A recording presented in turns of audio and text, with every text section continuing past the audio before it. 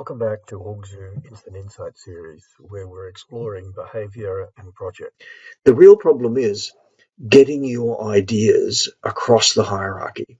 If you take the assumption that nobody's interested in your idea and nobody wants to know about it, you're probably on the right track.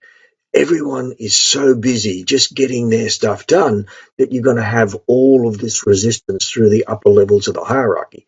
The problem is you don't get funding, you don't get support, you don't get budget if you don't convince the people in the hierarchy, the decision makers in the hierarchy. And that's why you've really got to pitch your message and go to them with an argument that's short and sharp and clear about why we need to do this and what needs to be done. A couple of remaining thoughts. Confidence, you being confident is really important, and that confidence is infectious. If you're really confident and competent around what it is that you're advising, then that confidence will be passed on to your client.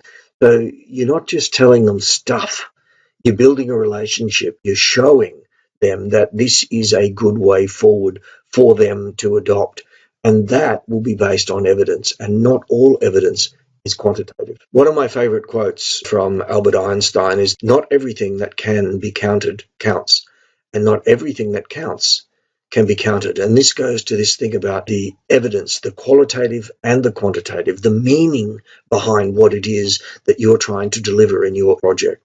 A project is not just a good idea. It is something that has significant impact both on a qualitative and a quantitative basis. It has intangible value. It has outcomes, long-term strategic outcomes, not just some sort of short-term measure to say, look at me, aren't I clever? I can do a project. Show that what you're suggesting really has a great deal of meaning, and then put the evidence behind it.